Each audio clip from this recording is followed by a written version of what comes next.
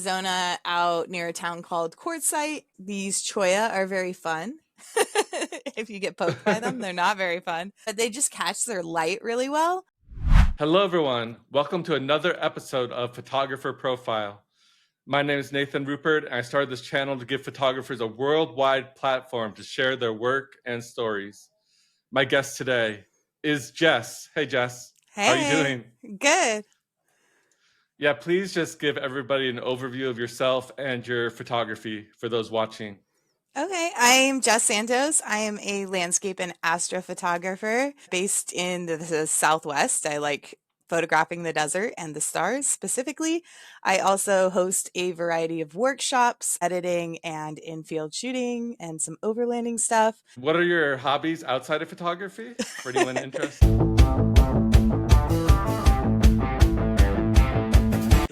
So I'm a huge nerd.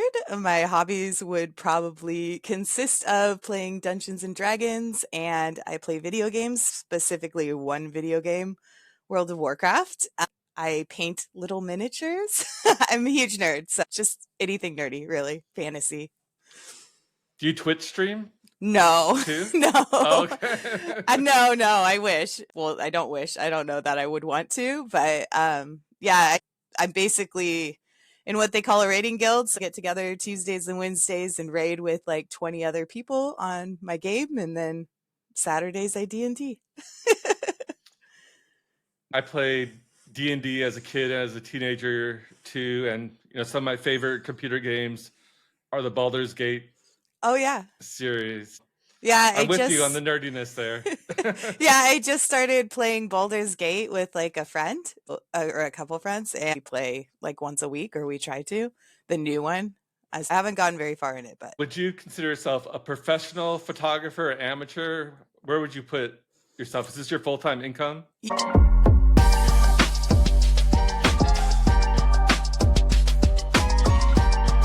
Yeah, it's my full-time income, so I would consider professional. But yeah, the only income I have.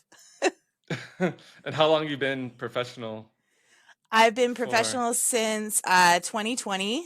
Kind of started photography in 2017, I'd say, late 2017, and then started doing professionally 2020. Before I led workshops and did all that stuff, I used to retouch wedding photos for a living. Been doing that for like over 10 years, probably longer now. And obviously 2020, no weddings to edit because there was no weddings being shot. So I switched over fully into landscape photography and astrophotography and started building my business. That is quite a difference, wedding photography to landscape. Yeah. Astrophotography. I've never taken the wedding photos. I've only edited them. But yeah. Well, helps your landscape editing, I'm sure, right? Yeah, for sure. Okay, well, let's get to your picture showcase here. Let me go ahead and share my screen. 1 second. Yeah, just go ahead and give us the background on this picture and why you wanted to showcase it. I wanted to showcase this picture because my business partner and I went to like the Cascades area of Washington, and we were just scouting for almost a month. And we actually started out in Olympic National Park, and it was horrible for a whole week. We literally shot nothing. We kind of camp right down there by the lake. And about 3 a.m., my business partner, Ryan Oswald is his name, he knocks on my rooftop tent, and he's like, "Hey, Jess, can I get in the car?" Because we were driving together. He's like, my stomach's hurting. I asked him, scale 1 to 10, like, how bad does your stomach hurt right now? He's like, 8. It's an 8. And I'm like, oh, okay. If it's an 8 out of 10, like, we probably need to go to the hospital. He's like, no. I'm trying to get my rooftop tent down so I can drive him there. I trip and I fall and I hit my head on my back tire of my Jeep. I have a black eye. I hop in. We finally go down this like bumpy dirt road. We get down to the hospital. He's laying in the back. He's not feeling great. Turns out it was a gallstone, so not pleasant for him.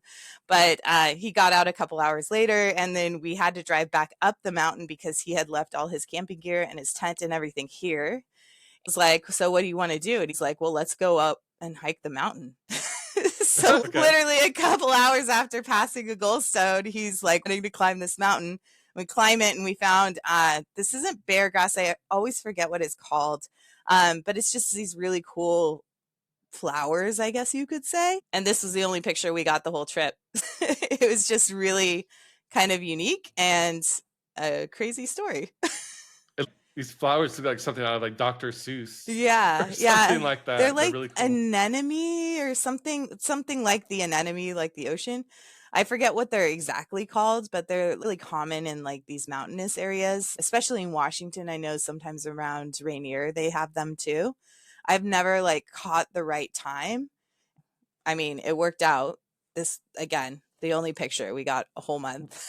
Was this a national park? Where did you say this was This at? actually isn't a national park. It's part of the national forest. I can't remember what I think it's Winchester or Okay. Winchester Peak Lookout or something like that. There's actually a fire lookout that's above the mountain behind us. Um, this is about maybe 3/4 of the way up to it. Do you use a tripod, HDR, filter, any special processing for this So picture? I'm very much a wide angle kind of composite shooter. I tend to shoot in pieces a lot. This particular one was mostly a single shot and I did change out the sky because it was gray at the time. It's a 12 millimeter and I'm on a tripod and I'm up really, really close. When I'm shooting with the wide angle, I always go up a little bit and tilt down. So that makes the flowers or whatever, I don't know if they're even flowers, look like they're coming at you. It also stretches the mountains a little bit. So anything on that short end gets stretched a little bit. That's why I like to shoot with that wide angle. Awesome. It's a very beautiful landscape. Thank you Yeah. for sharing. Yeah. Um, Before we look at your next picture, a question for you. What excites you to go out there and shoot day after day, weekend after weekend? What keeps you going?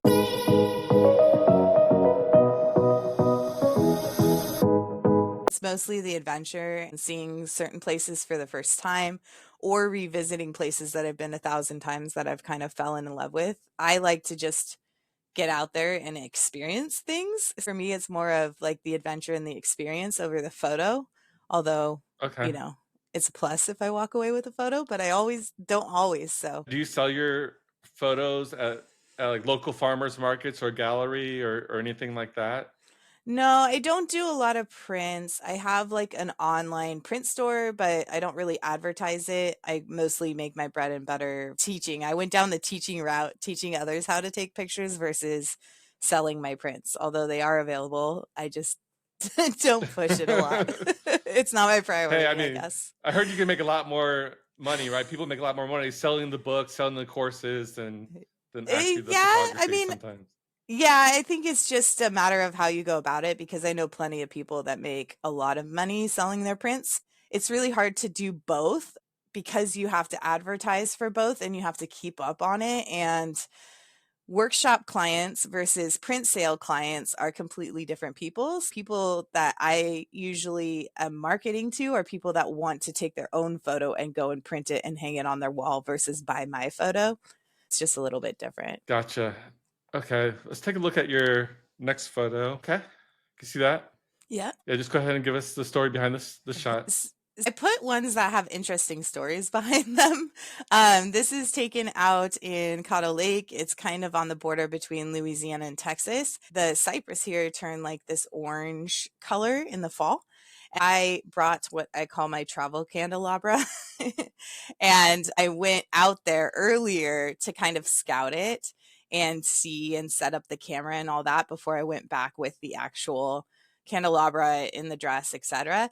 And I was getting back in the boat, I completely fell like up to my chest in water and it's Oh my swamp water. god. Yeah. It was fun and everyone was making me really scared about leeches, to be honest. I don't know if that's a thing, but so I ended up being able to go out there and this was taken during blue hour so that the light would actually show through and the light from the candelabra, they're fake candles, they're electric candles, they're not lighting anything on fire, That's good. is really the only light in this image, so I had to stand really still and I kind of had to have an high ISO for it. I just That's you try. holding it. Yeah, yeah. So yeah, there's a video out there on one of my friends' phones of me falling in the lake, but or the swamp, I should say. But yeah, I Who like to took the do. picture? So I set up the picture and my friend pressed the button, Okay, but you okay. could also do this if you set it on the like interval shooting. If someone's there to press the button, it's always easier, right? So I don't have 50 million photos to go through. I just like to do kind of some fantasy-esque things. Obviously, my hobbies are all fantasy. Kind of like to capture that in a lot of my work. It's very, very creative. It does look like something out of the medieval ages or Yeah. something like that. Another question for you. What is the best piece of photography advice you've learned from a mentor or over your career, or that any advice you can give to the people watching? Just go out and start taking pictures. I was like very adamant that I wanted to go take some college courses or something like that to learn how to do photography. I was very anti YouTube University, to be honest. And a friend of mine was like, well, I'll take you out to Death Valley and I'll just show you and then you can just do it. We did that. That inspired me to go and do the whole YouTube University thing and teach myself everything I could. The biggest thing is just go out and practice. You have to put the work in and you have to keep practicing and practicing. Um, and you'll eventually get better. True, true. Yeah. Okay, let me get your next photo set up here. We're gonna try to do this. I think this one's a video. Okay. First time doing videos. Let's see how this works out here. We're trying new things. Exactly. Okay. Yeah, we can see it. That's good. Yep. Good news. Let me hit play here.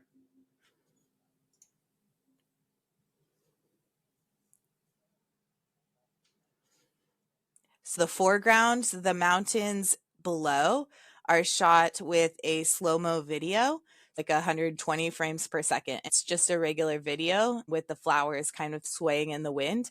And I also immediately after I shot that video captured a time lapse. So I masked out the sky. Sky is actually moving as a time lapse and the slow-mo video in the front.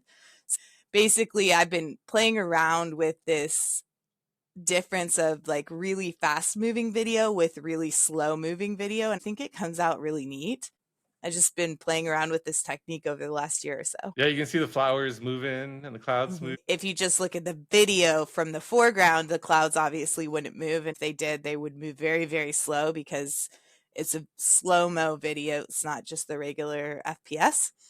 Then if you did the other opposite, the flowers would just be moving way too fast and you would lose kind of this vibe that I was going for, I guess, for lack of a better word.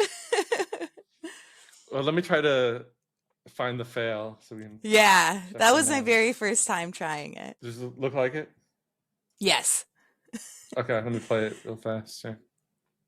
So if you watch this one, you can see that the water is moving in slow motion as well as the flowers, and the fog is coming through really fast. Where the river ends above is the time lapse, and that below is the slow mo video. However, I didn't anticipate fog being hard to capture. I was also teaching a workshop, so I just set up the camera and walked away, and people have walked through the frames, so I had to chop out pieces. But I just really wanted to try this effect at this time. If you like watch in the lower left-hand corner, you can see where I did bad masking. It's hard to see, but there's like the flowers are moving really fast over there. It just was really, really hard to do with this one in particular because of the fog coming through the foreground as well as the light changing on the mountains.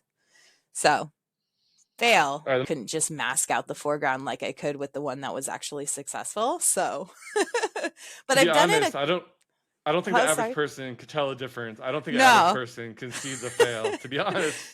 No, I mean, we're honestly our biggest critics. And I don't know about you, but I spend lots of time editing my photos or editing my time lapse. And when I'm doing the tedious stuff, I'm like, no one's going to notice this. No, why am I doing this? No one's even going to notice. I think it just all comes together in the end. It was a learning curve for me, so I could make it better for next time.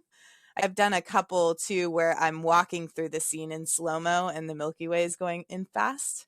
I wouldn't say perfected the technique, but I've kind of gotten better at the technique since since that time. So let's see the next one.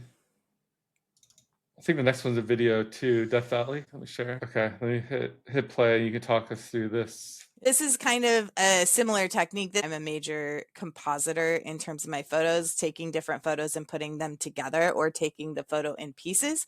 That's kind of what I've done here. The whole foreground, the mountains and everything is a still blue hour shot. Then I videoed my friend driving his car through the road, just regular normal time. And the Milky Way is a time lapse. I replaced the sky with the time lapse. I used my still blue hour foreground and I put the driving over top that foreground and changed it to like a different blend mode in Photoshop if we're getting technical. It's kind of a conglomerate of pieces. Another thinker for you, another question. What do you see as the future of photography in 2010, 20, 30 years? Have you ever thought about that? What's going on these days?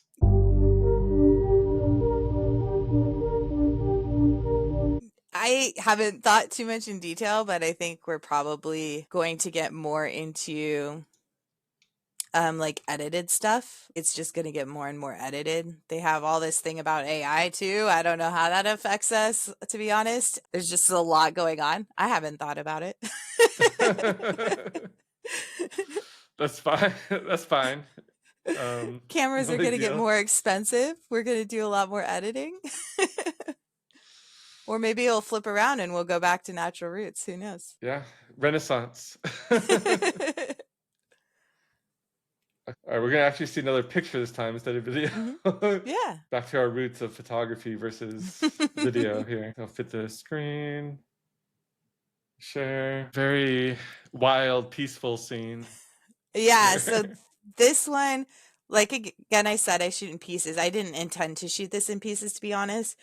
We had camped right near this spot in Colorado the night before, and it was pouring down rain. It was horrible. It was windy, rainy. Putting up a rooftop tent sucked. I had never been to these places, and I was teaching a workshop with a friend. I was trying to scout ahead of the actual workshop. I'm for sure gonna get up and shoot sunrise, blue hour sunrise, because I want to get some stars and stuff like that. I was the only one who woke up because everyone else had a horrible night too in the rain. I was like walking, it's more like scrambling around these rocks on the side of a cliff and looking just for like a clump of columbine to like use as my foreground and looked up and I saw this fog just at the base of the mountain. Then I went and got my tripod and I kind of set up on these flowers. So just under the fog is one shot and then above the fog is another and the sky is another because I do what's called blue hour blending. Again, kind of shooting in pieces, but like thank goodness I got one with the fog because it like disappeared in 2 seconds and it never came again. So Do you know the name of this area or mountain or where this um location is at? it's just one of the back roads in Colorado. It's up in the San Juans, kind of behind Silverton, the town of Silverton. It's just one of those 4x4 roads back there. I How don't know did the you name of the learn mountain, but blending? I'm Did you sure learn it has blending it. from Photoshop Yeah, I learned or blending. from YouTube? I'm sorry. No, I actually, well, sort of, yes and no, because I kind of knew how to. Prior to me being a wedding photographer, wedding retoucher, I went to school for graphic designs, have a graphic design background, kind of knew how to use the programs and like mask out certain things and put in things. In terms of blue hour blending, I kind of just tried it one time. Then I actually took a friend of mine's workshop back in 2018 to Death Valley, and I kind of refined that by taking his workshop. And I learned how to it's called sky stacking for the skies. You take a bunch of photos at a really high ISO and then you stack them together and you get no noise whatsoever. That's perfect to combine with the blue hour foreground. When I was originally doing it, there was kind of some discrepancy between the photos in terms of the noise because blue hour has way less noise, but I kind of refined it. I tried it, didn't really Not from YouTube. I just guessed on the settings and threw in a Milky Way I had and it worked out. And like a couple weeks later, I was already signed up for that workshop and I've just been practicing it ever since. How does putting together a bunch of high ISO shots get rid of the ISO? That blows my Magic. mind. No, Yeah. because the noise is random. I don't know. I couldn't explain it. I'm an art student, not a very technical, so to speak. Okay. But you basically shoot your night sky images at, I like to shoot them at 12,800 ISO, but you want to be at 10,000 ISO or above. And you want to shoot about 25 images. And there's a program called Starry Landscape Stacker that you put them in, kind of aligns them and then stacks them together, and your images have no noise. So, okay. stacking for noise reduction. That's what it's called. YouTube University. The miracle of software. Yeah. I'm sure that has to do with the noise pattern being random, but beyond that, I couldn't explain it to you. Okay. All right. Let's take a look at your next one. I'll share another Milky Way one. I was out scouting for a workshop, and we were down in this canyon. It's called Banshee Canyon, and it's in the Mojave Desert, California. I was like, I want to do what's called a focal length blend. So you take a wide angle for the cave part, like 12 millimeters, and you zoom in and you take, like, say 24 millimeters for the inside the cave. And then the Milky Way. This cave is very small. I did camera and tripod yoga in this cave with my 12 millimeter and captured the cave at Blue Hour. And I got out of the cave and my memory card was full. So I changed my memory card and I shot the middle part of the cave. And turns out when I got it back to my computer, I didn't have the cave part of the photo. Without that, it's not as interesting in my opinion. I'm like, shoot, I was so excited about this one. What the heck am I going to do? So that outside cave is actually a picture from my iPhone taken midday. I should have sent you the actual picture from my iPhone. I had to use my scouting picture like that I had taken at like noon that day. So light was very harsh and I transformed it into Blue Hour with the magic of Photoshop. Yeah. And you're a magician. If I need any photo editing, I'm definitely emailing you. Yeah, for sure. Wow. Yeah, this looks like someplace a cult might meet at and do a sacrifice or something. Yeah. Something like that. Again, I like to do like fantasy vibes. And so these stones look like giants had thrown them off. I make up these elaborate stories for my pictures that most people have no idea what they are, but had this idea that I'm hiding in this cave because these giants are throwing stones down over this wall.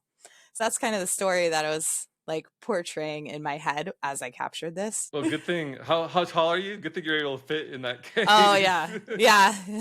Like just barely. Okay.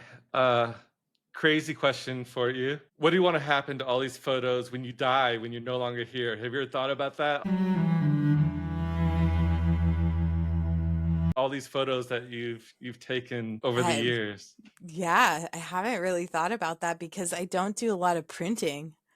That's the first thing that I would need to fix. I would want to have them printed, or maybe it would be cool if they were in a gallery somewhere.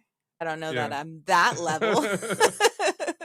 Not Picasso or anything, but I don't know. Yeah, maybe start printing some for Christmas presents or something like that. I don't know. Yeah. How about this one? What aspect of photography do you feel like you need to improve on or you want to learn that you don't really know, you're not very good at right now?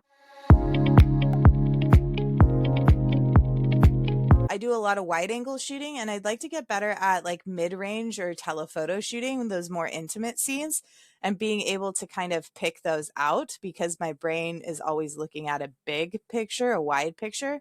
And I see some really, really beautiful mid-range or telephoto shots that like my brain just doesn't see. So I'd like to get better at that for sure. Yeah, I interviewed some landscape photographers on this podcast and he always shoots the bristlecone forest or whatever.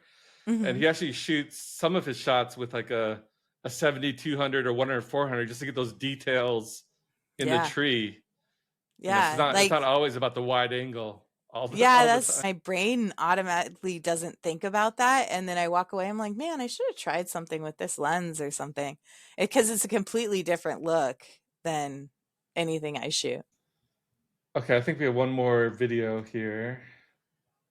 Let me open it up. All right, see it? Yeah. All right, let me go ahead and play So, this right now. my bread and butter obviously is still photos, but in the past 2 or 3 years, I've gotten so into video and into time lapse. This was a drone video, and this was the first time I actually did this orbit, I guess you would call it, around something by myself, like without the the drone doing it for me. This was out in Valley of the Gods in Utah. I was camping with my friend, and he was like, "No, the sky is like beautiful, right?"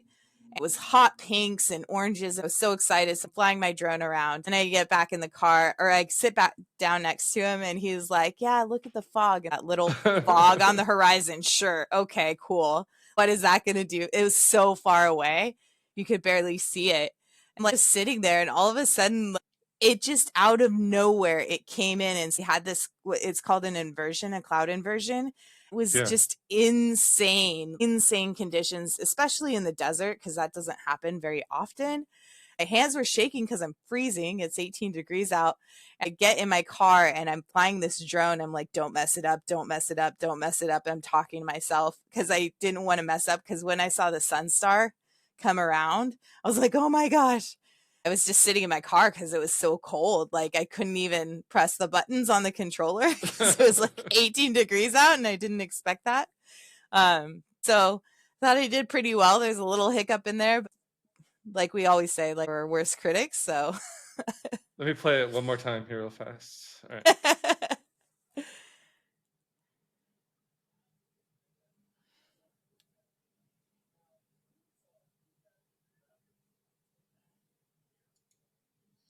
All right. That's cool. Yeah. What is that Yeah. thing called? What is this monument called? Do you know? I don't know if it has a specific name. I'm sure it does, but the area is called Valley of the Gods, and there's all these buttes or something like that powering through. This is just one of them that we happened to camp by. I like honestly hadn't planned on shooting that at all. I was going to sleep in the warmth of my tent until my friend told me the sky was on fire colors. So yeah, big. Next question. Do you have a dream shot that you haven't taken yet that you hope to take someday or you're planning to take in the near future in your mind?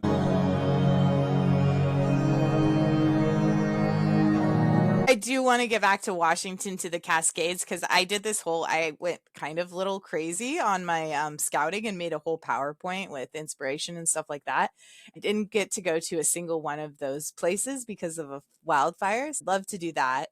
I guess more of a dream shot would be Northern Lights. I got some in Okay. Utah when we had that crazy storm in May, but beyond that, like actual northern lights, I just never have the chance because I'm always doing something else when they're like going and all that. But that would kind of be a dream shot, to be honest. Oh, you did send me a critique one here. Let me open that. I sent it specifically because I can see my mistakes. Oh Sorry. gosh. No pressure then for me to find them. No, you don't have to find them. I'll also explain them, but or at least one big one that I noticed. I zoomed just a little bit so you can see a little more detail. But yeah, go ahead and just tell us about this shot. So this is out Or in Arizona, out near a town called Quartzsite, and these cholla are very fun. If you get poked by them, they're not very fun, but they just catch their light really well. I think it was before sunrise. It's blue hours. The blue hour blends. The night sky was not actually taken here. I did a composite, but for me personally, the light is all off in the sky, and I've never really liked this photo 100% because I just don't think the sky matches, and I wish I would have had a sky from there. So anyways. I think it looks cool. I don't know if I'm a fan of the center composition Hmm. that you have here. I feel Like with the like cholla and the mountain both being in the center. yeah, right in the center. Okay. But it does make it have a little strength, right? It's like it's holding it up right in the center. So It does I make don't it a know, little like this too on the horizon lopsided. line. Yeah. Unfortunately, if I knew then what I know now, I could adjust, but I think it's really good. Maybe just a slightly different angle, or maybe be able to zoom a little more onto the mountain to get more of that. I don't know. I think like the mid range, my inclination is to go wide. Like the mid range probably would have been really good. It's it's a cool shot. It definitely has an atmosphere Yeah. to it. One of my last questions for you. I know you love all these questions. Do you have any weird or wild, crazy stories? Anything that's happened to you on these trips and going out there in the wilderness?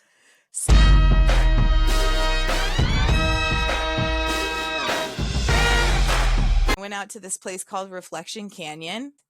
Normally, to get there, you would have to do like a 9 mile backpack. It might even be more than that. We went the boat route, and that's only like a mile hike after you park your boats. We camped, and it was literally a thunderstorm. Like it rolled in. The lightning was so close to us that I was in the tent with my friend, and I turned to her and I was like, what do you think would happen if lightning struck this tent right now? Would we survive? And she's like, probably not. It was crazy. The storm passed in the morning. We got a couple shots, but then it started raining again. The area around this place is very, it's called Slick Rock, and called Slick Rock for a reason. It's like a sandstone. They also Yeah. call it slick rock because if it gets wet, it gets really slippery. So I had stumbled over my own 2 feet and twisted my ankles. My ankle wasn't the strongest. And as I was walking back, it's starting to get slippery and my ankle gives out and I slide like 6 feet down the cliff, catch myself on my good ankle or my good foot on a bush with my backpack and all my gear on a bush. And if I had kept going, I would have been in Reflection Canyon. It wouldn't have been good. Managed to climb Wow. back out, and I'm standing there like, oh my gosh, with jello legs. And my friend, she's like, we have to leave. Like, I'm like, I need a minute. She's like, no, we have to get out. I'm shaking, survived, but kind of crazy. It's But almost a just one of miracle the I'm talking many, to you right now. yeah, just one of the many crazy stories. Anything else you can think of on the top of your head? No, 2018, there was this competition called the Great Milky Way Chase. It was basically an on Instagram thing, and whoever could photograph the Milky Way consecutively the most days won. And it was just a little prize or whatever. I mainly did it to kind of get used to shooting and all that sort of things. Out in the Mojave Desert in this Joshua Tree forest, I'm capturing my Milky Way shots. yeah. Dark, down a dirt road, and no one else around. Sitting there, and I hear a howl, howl, howl, howl. Like, they were all around me, and they were getting closer. They're coyotes. And so I'm Oh like, gosh. shoot. My camera's in the middle of like clicking for my stacked images, is clicking away, and I grab it, tripod fully extended, like running to my car and shoving it in. Like, at least I wasn't super far from my car. I was probably like 50 feet or so. And I shoved it in, got my dog in there. My dog was with me. Well, he was kind of in the car already. And yeah. Next time I went out, I played music. Hopefully it would scare him away. How did the Instagram contest know that people weren't just like photoshopping or blending the Milky Way in all these Oh, so pictures? basically you had to every day you would have to post on your story, I believe it was, and tag the accounts or whatever. It would have to be a picture of the back of your camera with like the date and time. It would have to be a unique composition every day. You couldn't just go out and shoot the Milky Way every day. It had to be something different for the foreground. They kind of had like you had kind of a timestamp. It was the back of your camera in that composition with the date and time in it. Did you do it or did you win? Or I actually tied with at least 8 people. I think we did 25 days or 23 days. And so they did a like a random drawing of the 8 people. I didn't win that personally, but that's not what I oh. was doing it anyways. Yeah. I did do the most days, like because with Milky Way shooting, you can only shoot during certain times of the month based on the phase of the moons. If the moon is full, you can't really see the Milky Way, specifically when it's rising or setting, depending on the time of year. I think in June, you could have shot the Milky Way like 25 days out of the 30 or 31 days that June has. I had shot all those days, but didn't win the prize, but that's okay. I think that's all I have. Do you Okay. need final thoughts? What's the best way for people to contact you? What do you prefer? Instagram, your website? You could do my website is www.theimageguild.com or Instagram Miss Jess Bess. And Say that 3 either times one. fast. Yeah, Miss Jess Bess. Either way, I'm not as good as replying to my socials nowadays. Email is probably better, but you can catch all my work on there or on my website. What's your next workshop you have So coming I up? don't have a workshop for the rest of the year because I do mostly Milky Way and it's not the seasons. The next one isn't until February. I have an editing workshop, and in March I have a Death Valley workshop. Oh, that'd be interesting. Yeah, Death Valley is literally my favorite place on this planet. So, Wow. And how long do you camp out there for the workshop so usually? if we do a camping one, well, most of the workshops are 4 days or 5 days. I think Okay, Death 4 or Valley's 5 days. on the 5-day mark, but it's not a camping one. We have Airbnbs.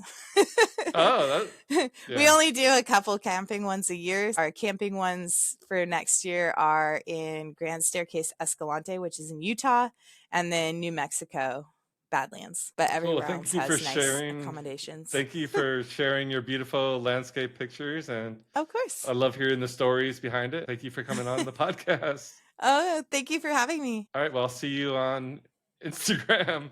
See you then. Have a good night. You too. Bye.